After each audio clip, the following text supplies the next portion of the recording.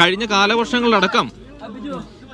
കാലവർഷങ്ങളിലടക്കം നിരവധി ഉരുൾപൊട്ടൽ സംഭവങ്ങൾ റിപ്പോർട്ട് ചെയ്തിട്ടുള്ള പ്രദേശമാണ് ഈ അടിമാലിയും അതിനുള്ള സമീപ പ്രദേശങ്ങളും. അത്തരത്തിൽ മണ്ണിടിച്ചിൽ ഭീഷണി നിലനിൽക്കുന്ന പ്രദേശം കൂടിയാണ്. അവിടെയാണ് ഇത്ര കീഴ്ക്കാന്തൂക്കായ പ്രദേശങ്ങളിലേക്ക് മണ്ണ് നീക്കി തിട്ട നിലനിർത്തിക്കൊണ്ട് നവീകരണ പ്രവർത്തനങ്ങൾ ദേശീയപാത അതോറിറ്റി നടപ്പിലാക്കിയത് എന്നുള്ളത് വളരെ ഗൗരവതരമായ വീഴ്ചയായി തന്നെ കണക്കാക്കണം. എന്നാൽ അതിൽ തന്നെയും ഏറ്റവും ശ്രദ്ധിക്കേണ്ടത് ഇന്നലെയല്ല ഈ അപകടം ഉണ്ടാകുന്നതിന് മുമ്പ്, ഒരു ദിവസം മുൻപ് മണ്ണിടിഞ്ഞു വീഴുകയും ദേശീയപാതയിലൂടെയുള്ള ഗതാഗതം പൂർണ്ണമായും തടസ്സപ്പെടുകയും ചെയ്തിട്ടുകൂടിയും ഈ മണ്ണ് മാറ്റുകയോ അല്ലെങ്കിൽ അതിന് ഇനി കൂടുതൽ അപകടങ്ങൾ ഉണ്ടാകാത്ത തരത്തിലുള്ള മുന്നൊരുക്കങ്ങൾ ഈ ദേശീയപാത അതോറിറ്റി സ്വീകരിച്ചില്ല എന്നുള്ളതാണ് അതിൽ ഏറ്റവും ഗൗരവതരമായ കാര്യം. പക്ഷെ എന്തായാലും ഈ രക്ഷാപ്രവർത്തനം ഏതാണ്ട് 6 മണിക്കൂറോളം നീണ്ടുനിന്ന രക്ഷാപ്രവർത്തനം എടുത്തു പറയേണ്ടതാണ്. രാത്രി ഏതാണ്ട് 9:45 10 മണിക്ക് ശേഷത്തോടുകൂടിയാണ് ഈ അപകടം നടക്കുന്നത്. പുറംലോകം ഈ സംഭവം അറിയുന്നത് 11 മണി ആകുമ്പോഴേക്കുമാണ്. എന്തായാലും ആ സമയത്തേക്ക് തന്നെ വലിയ തോതിലുള്ള ആൾക്കൂട്ടം ഇങ്ങോട്ട് ഒഴുകിയെത്തുന്നു. ഫയർഫോഴ്സിന്റെ സേനാംഗങ്ങൾ എത്തുന്നു, പോലീസ് എത്തുന്നു. രക്ഷാപ്രവർത്തനം നാട്ടുകാരുടെയും ഫയർഫോഴ്സ് സേനാംഗങ്ങളുടെയും നേതൃത്വത്തിൽ നടക്കുന്നു. ആദ്യഘട്ടത്തിൽ എളുപ്പത്തിൽ ഇവരെ പുറത്തെത്തിക്കാമെന്ന പ്രതീക്ഷ രക്ഷാപ്രവർത്തനത്തിന് നേതൃത്വം നൽകിയ ആളുകൾ പങ്കുവച്ചിരുന്നെങ്കിലും പിന്നീട് അത് കൂടുതൽ സങ്കീർണമായി മാറുകയായിരുന്നു. രാത്രിയിലെ ഇരുട്ടും ഈ വീടിന് മുകളിലേക്ക് വീണ് കിടന്നിരുന്ന മരക്കഷ്ണങ്ങളും മറ്റുമൊക്കെ ഈ രക്ഷാപ്രവർത്തനം വലിയ സാരമായി തന്നെ ബാധിക്കുന്ന കാര്യങ്ങൾ, ആ ജില്ലയിലേക്ക് കാര്യങ്ങൾ പോവുകയായിരുന്നു.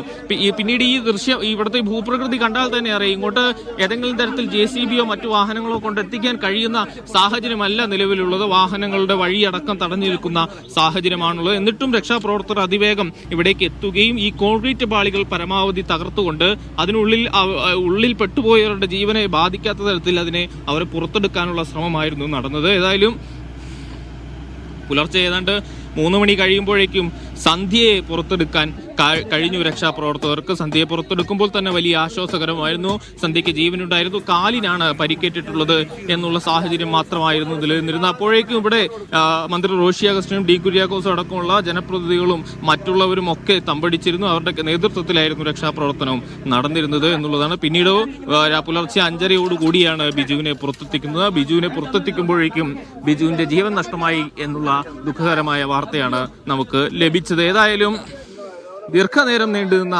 രക്ഷാപ്രവർത്തനത്തിനൊടുവിൽ ഈ ഘട്ടത്തിൽ ഇതിന്റെ ഇപ്പോൾ നേരം വെളുക്കുമ്പോഴേക്കും ഈ മണ്ണിടിച്ചിലിന്റെ അതിന്റെ ഒരു ഭീകരത വ്യക്തമാകുന്ന തരത്തിലേക്ക് ദൃശ്യങ്ങൾ വരുന്നു എന്നുള്ളതാണ്. എത്രത്തോളം ഭീകരമാണ് ഇവിടെ അടിമാലി ഉണ്ടായിട്ടുള്ള ഈ മണ്ണിടിച്ചിൽ എന്നുള്ളത് ദൃശ്യങ്ങൾ തന്നെ പറയുന്ന സാഹചര്യത്തിലേക്ക് കാര്യങ്ങൾ എത്തുന്നു. എത്രത്തോളം വലുതായിരുന്നു ഈ അപകടം എന്നുള്ളത് നേരം വെളുക്കുമ്പോഴേക്കാണ് നമുക്ക് മനസ്സിലാക്കാൻ കഴിയുന്നത്. കീഴ്ക്കാന്തൂക്കായ ഒരു ഭാഗം അത്രയും ഇടിഞ്ഞ് ഒരു 10ഓളം വീടുകൾ നിലനിൽക്കുന്ന പ്രദേശത്തേക്ക് വന്നു വീഴുകയും 3 വീടുകൾ മണ്ണിനടിയിൽ തന്നെയായി പോവുകയും ചെയ്യുന്ന സാഹചര്യം. ഒരുപക്ഷെ ഇന്നലെ പ്രാദേശിക ജനപ്രതിനിധികളുടെയും ഭരണകൂടങ്ങളുടെയും നേതൃത്വത്തിൽ 22 കുടുംബങ്ങളെ ഇവിടെ നിന്ന് മാറ്റി താമസിപ്പിക്കാനുള്ള നടപടി സ്വീകരിച്ചിരുന്നില്ലായിരുന്നുണ്ടെങ്കിൽ വലിയ അപകടങ്ങളിലേക്ക് നമ്മൾ ഇപ്പോൾ പ്രതീക്ഷിക്കുന്ന, ഇപ്പോൾ സംഭവിച്ചതിനേക്കാളുമൊക്കെ കരുതാവുന്നതിലുമൊക്കെ അപ്പുറത്തേക്കുള്ള അപകടങ്ങളിലേക്ക് കാര്യങ്ങൾ മാറിപ്പോയനെ. ആ നിലയിൽ കാര്യങ്ങൾ എത്താതിരുന്നത് വലിയ ആശ്വാസകരമായ കാര്യം എന്ന് നമുക്ക് ഈ ഘട്ടത്തിൽ പറയാനാകും എന്നുള്ളതാണ് ജീന.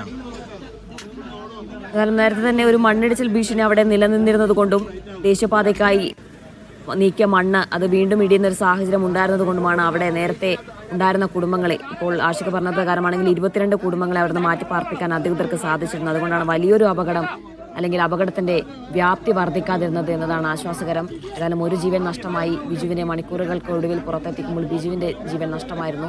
പുലർച്ചെ 3 മണിയോടുകൂടി, കഴിഞ്ഞ ദിവസം രാത്രി 10 മണിക്ക് ശേഷമാണ് ഈ അപകടം ഉണ്ടാകുന്നത്. പുലർച്ചെ 3 മണിയോടുകൂടിയാണ് സന്ധ്യയെ പുറത്തെത്തിക്കാൻ സാധിച്ചത്. സന്ധ്യയുടെ കാലിനാണ് പരിക്ക്. വിദഗ്ധ ചികിത്സയ്ക്കായി ആശുപത്രിയിൽ മാറ്റിയിട്ടുണ്ട്. പക്ഷേ പിന്നീടും മണിക്കൂറുകൾ പിന്നിട്ടതിന് ശേഷമാണ് ബിജുവിനെ പുറത്തെത്തിക്കാൻ സാധിച്ചത്. പക്ഷേ അതിനും അദ്ദേഹത്തിന്റെ ജീവൻ നഷ്ടമായിരുന്നു.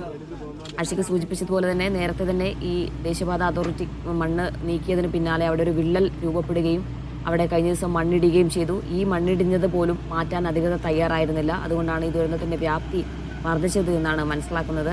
ഒപ്പം ഈ അവിടെ ഉണ്ടായിരുന്ന മറ്റ് വീടുകളിലെ കുടുംബങ്ങളെ ക്യാമ്പുകളിലേക്ക് മാറ്റാൻ സാധിച്ചതും വലിയ ഒരു അപകടം അല്ലെങ്കിൽ ദുരന്തത്തിന്റെ വ്യാപ്തി ഒഴിവാകുന്നതിന് കാരണമായി.